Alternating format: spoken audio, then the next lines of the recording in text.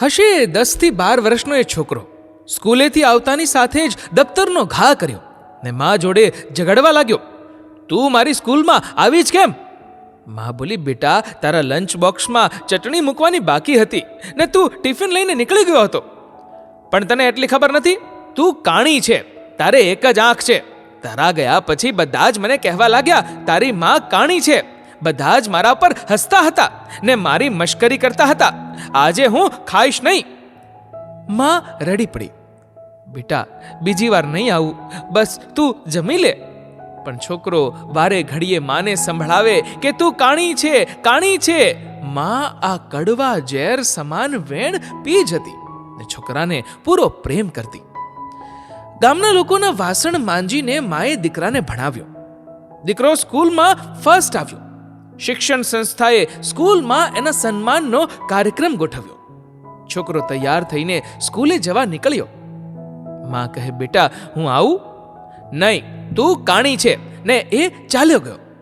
માનું હૃદય ચિરાયું. પણ એ બુદ્ધિશાળી યુવાનને માનું હૃદય ન દેખાયું. તોય માનું હૃદય જાલ્યું ન રહ્યું. એ કાર્યક્રમમાં છેલ્લે ઊભી રહી. છોકરાને હાર પહેરાવાયો. એ જોઈ એ રડી પડી. છોકરો ઘેર આવ્યો. માએ કહ્યું, બેટા, હું આવી હતી, તને કેટલું બધું માન. હજુ માં પૂરું કરે એ પહેલા તો છોકરાએ રાડ પાડી. કાણી, તને ના પાડી હતી તો આઈ તું આવી? હૃદયનું રુદન હૃદયને સંભળાય, બુદ્ધિને નહીં. માનું હૃદય ખૂબ રડ્યું. વર્ષો વીત્યા. છોકરાના લગ્ન થયા. આજુબાજુવાળા રોજ બોલે છે, તારી સાસુ કાણી છે, મારાથી આ સહન નહીં થાય. ને એક દિવસ દીકરાએ માને કહ્યું, તું કાણી છે માટે અમે શહેરમાં રહેવા જઈએ છીએ. ને જન્મ દેનારીને, લોકોના વાસણ માંજીને મોટા કરનારીને એકલી મૂકીને બંને શહેરમાં ચાલ્યા ગયા. 7 વર્ષ વીત્યા હશે. એક દિવસ માની તબિયત નરમ થઈ. એને થયું, હવે હું ચાલી જવાની. પણ બધા કહે છે, પરી જેવી પૌત્રી છે ને રાજકુંવર જેવો પૌત્ર છે, એકવાર જોઈ તો આવું. પણ ત્યાં જ વહુનો અણગમો ને દીકરાનો હૃદયને વિંધી દેતો શબ્દ કાણી યાદ આવતા એ અટકી ગઈ. પણ દિલ ન માન્યું. 3-4 દિવસ તો રોઈ રોઈને કાઢ્યા. પછી રહેવાયું નહીં. એ નીકળી પડી. શહેરમાં દીકરાને ઘેર રમતા બાળકોને જોઈ એ દોડી ને બાળકોને અડે એ પહેલા તો વહુએ રાડ પાડી, અડશો નહીં. ત્યાં જ છોકરો આવ્યો ને ગુસ્સામાં તાડુક્યો ને બોલ્યો, કાણી, તું કેમ આવી? જા, નીકળ અહીંથી.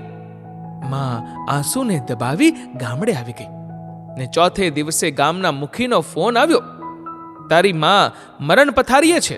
આજકાલ તો માન છે એની પાસે, ને માના પ્રેમે નહીં પણ મુખીની શરમે એ બીજા દિવસે સાંજે નીકળ્યો. મનમાં તો સમસમી ગયો ને બોલ્યો, કાણી જાય તો છૂટું. ઘેર પહોંચ્યો. ગામના મુખીએ ને પડોશીએ કહ્યું, તારી માં તો કાલે રાત્રે જ ગુજરી ગઈ. અમે તારી બપોરે 12 વાગ્યા સુધી રાહ જોઈ ને અગ્નિદાહ દઈ દીધો. છેલ્લે તારું જ નામ બોલતા બોલતા એણે દેહ છોડ્યો. પાડોશીએ કહ્યું, આ એક કવર તને આપવા આપ્યું છે, એ તું લઈ જા. બધું પતાવી એ ઘેર આવ્યો. પત્ની કહે, શું થયું? નફરત સાથે બોલ્યો, માં મરી ગઈ, કાણી ગઈ. પત્નીએ ચા આપી. એણે ચા પીતા પીતા કવર ખોલ્યું ને કાગળ વાંચવાની શરૂઆત કરી. મારા વહાલા બેટા, હું તને રોજ ખૂબ યાદ કરું છું. કાશ તું અત્યારે મારી પાસે હોત તો. બેટા, તારી સ્કૂલમાં આવીને મેં તને ભોંઠો પાડ્યો હતો. તારા દોસ્તોએ તારી માં કાણી કહીને તને દુખી કર્યો હતો. એ બદલ મને માફ કરી દેજે. બેટા, બાળકોને રમાડવાનું મન રોકી ન શકી માટે આવી હતી. બેટા, હવે મને લાગે છે કે મારો જવાનો દિવસ આવી ગયો છે, એટલે તને આ વાત કહું છું. બેટા, તું ખૂબ નાનો હતો ને ત્યારે એક અકસ્માતમાં તારી એક આંખ ચાલી ગઈ હતી. તને હું એક આંખ વાળો જોઈ નહોતી શકતી. તારા પિતાએ ઘણા ઈલાજ કર્યા, બધી બચત વાપરી નાખી, પણ બેટા, તારી આંખ ન આવી. હું તને એક આંખ વાળો જોઈ નહોતી શકતી. છેવટે મેં મારી એક આંખ તને આપી દીધી. બેટા, તારી 2 આંખો જોઈ મારી એક આંખ હરખના આંસુ પાડતી. બેટા, સુખી રહેજે. ખૂબ વાલ સાથે, તારી માં. ચાનો કપ ભરેલો જ રહ્યો ને છોકરાએ ઓહ માં કહીને પોક મૂકી ને ધ્રુસકે રડવા માંડ્યો.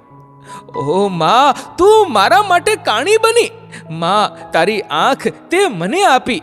માં, તે મને કહ્યું કેમ નહીં? તું એકે વાર આજ સુધી બોલી નહીં. માં, મને માફ કર.